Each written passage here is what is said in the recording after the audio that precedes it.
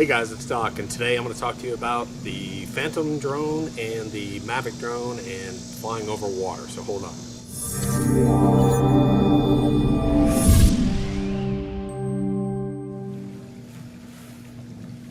Hey guys, like I said, I own the Mavic, and I also own a Phantom 3, and my friend owns the Phantom 4 Advanced model, and I want to talk to you real quick about flying over water today. I've gotten a whole bunch of different answers on this thing. You go to forums, you get all kinds of people chiming in. None of us are experts, I guess, unless you work for the company, but I'm going to tell you what I've actually found in my tests actually flying over water, different types of water too. And so you understand it, I love this thing because of portability, and that's the reason why I bought this, and I use the Phantom 3 as my backup. I can fold this all up and put it in my pocket and be gone. I'm carrying video equipment, photography equipment, plus a drone when I'm out shooting. Do a lot of outdoor natural shooting.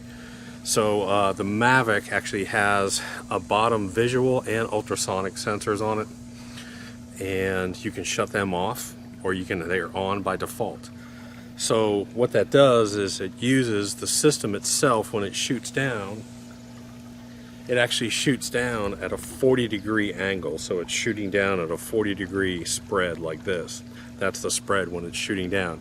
It uses the ultrasonic, and I believe it uses the ultrasonic more so for height and for altitude, especially like when you're landing. And then it also uses a visual. It actually takes a picture and it views of what's down below, and that really helps the stability or drifting of the drone. So recently I was worried about flying over water. When I talk about flying over water, I'm not talking about taking it over a lake at 30 meters up, or a swimming pool or something like that. I'll show you a piece of clip of high up over streams and maybe something a little bit close, but I actually have a swimming pool, and I've done some testing on it. Where it really starts to come into play is it comes into play when you get really close and you have water that's moving, or you have prop wash on the water, is what I found. And so what I found is that the ultrasonic waves actually start to get dispersed, and it starts to have an issue. The water will absorb, and the waves and all those waves will sort of disrupt the ultrasonic. And so everyone says, oh yeah, the unit will go up. No, that's not what I found. What I found is that when I'm flying real low over a creek, when I'm at like 3, 4, or 5, 6 feet over a creek, all of a sudden that starts to go down. And I've almost lost that unit twice and had to fight it real quick and go back up.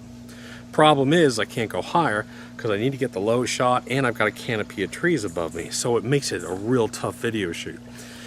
So then we said, well, let's just shut all that off. Well, when you shut all that off, the problem is that the Mavic also uses ID. It uses a visual, and what it does is it takes a picture of the ground, and it takes a picture of the ground to sort of map itself and to stabilize itself. Now this thing is dead solid, like a tripod in the tripod mode. It's dead solid when it uses that. So it uses an image to tell itself where it is. It understands when it's moving, how fast it's moving, the image. When it's stationary, it's just rock solid. That thing is just sitting there like this.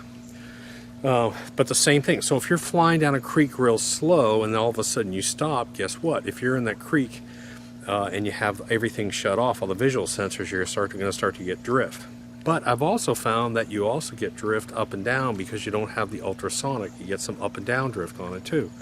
So to be honest, shutting off the sensors down below didn't do a whole bunch for me. It did stop. When I was going, and I'm talking about going over a creek that's really moving fast. The problem is that you need to be up far enough. Where I found is about 20 feet is the level on that 40-degree down, where you can start to get maybe some of the bank or defined patterns, as the company calls it. It uses defined patterns, so if you go over a solid surface, it may not work well. It may not hold. It may start to drift. The same thing on a creek. Once you start to get low and you get rid of defined patterns visually, that's when you start to get some of your drift, and ultrasonically you start to get some of that dropping down below. Again, I've got a swimming pool out here. I can even show you some of that footage where I've flown it several times over the pool. I thought for sure shutting off all that ultrasonic stuff would really help. The problem with shutting it all off is the drone gets a little bit unstable and starts to drift. It goes up and down, and it goes side to side a little bit when you shut all that off. So there really is no good answer. Personally, what I would do is if you're going to fly this thing over water and you have to get real close, I would shut off the bottom visual sensor and shut off the bottom sensors altogether, shut off all that kind of stuff, and just go ahead and fly it manually. It's the best thing you can do, and that way you know you're not fighting something that might come up automatically and overtake what you're actually doing. You're better off, I found, to sort of struggle with a little bit of float or a little bit of drift and a little bit of drift up and down and side to side. At least you're watching it, and you're not going to have to react to some dramatic movement because the automatic sensors are kicking in. So my overall sense was, if you're flying with a Phantom 3, it's really not a problem, because the Phantom 3 will just sort of sit there, hovers nicely, and doesn't have any visual sensors down below. And I'm probably going to actually go back to my Phantom 3 to shoot those risky spots. It's a cheaper unit. If it dives in the water, you know, I got $400 or $500 in it. I can replace that thing. When it comes to the Mavic, because of all the sensitivity, because it relies heavily on those units for a lot for positioning and float, and because it can do some crazy stuff over water, I really would recommend shutting everything off and practicing with it. Just be prepared. If you're flying over water, just be prepared to actually go left or right real quick. So if you start to see that thing go down, it starts to drop down close to the water, fight it up and to the left, so you can get a piece of the bank, or you can get some rocks or something into the picture. So that's my actual testing with the drone. Again, I've done numerous testing. I've done it over large rivers, small creeks, swimming pools, several different things. And the answer is I don't have a great answer for you. You do get some, if you're flying real close to water, man, you better shut off everything and just play with that drone, just the natural sort of drift of it. That's a lot easier to worry about, just worrying about that drift, than it is that sensor all of a sudden kicks in and drops that thing way down real quick.